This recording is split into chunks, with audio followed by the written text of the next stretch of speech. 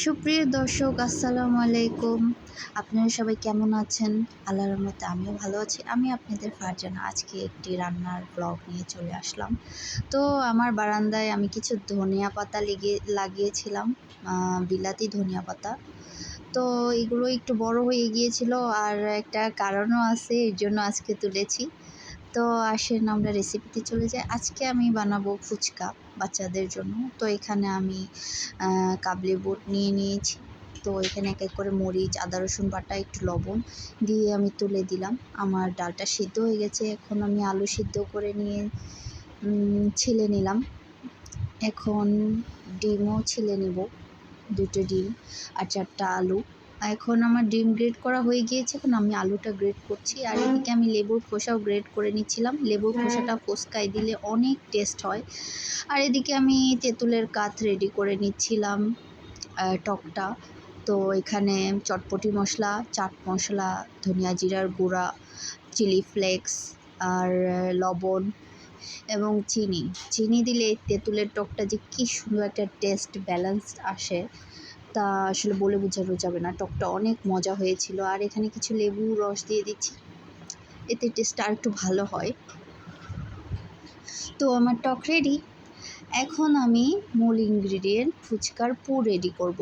তো আমি এটা মাখিয়ে নেব। আমার ডাল সিদ্ধ, আলু সিদ্ধ, আলু গ্রেট করা আর হচ্ছে গিয়ে ডিম।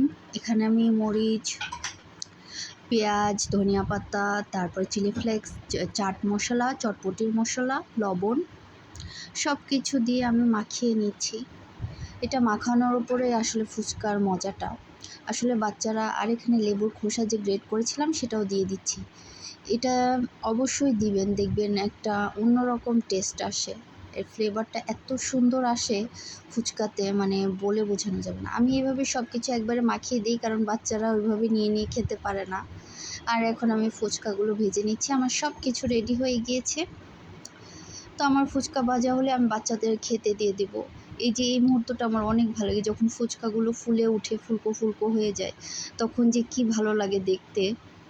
এই জিনিসটা আমি অনেক এনজয় করি। তো যাই হোক, ইয়াসরি কোচিংয়ে ছিল, তো আফতাবকে আমি আগে খাবারটা দিয়ে দিলাম। আফতাব খুব মজা করে খাচ্ছে। আফতাবের ফুচকা অনেক পছন্দ। ও সবসময় ফুচকা খেতে, মানে প্রায় আমাকে বানিয়ে দিতে বলে। তো এদিকে আমার বাচ্চা পার্টিরা চলে এসেছে। হুমায়রা, আব্দুর রহমান, আবদুল্লাহ আর ইয়াসরি বসে গিয়েছে। ওরা খুব এনজয় করে খাচ্ছে। আবদুল্লাহ বলছিল আন্টি অনেক মজা হয়েছে। আব্দুর রহমানও বলছিল, হুমায়রাও এখন রিভিউ দিবে।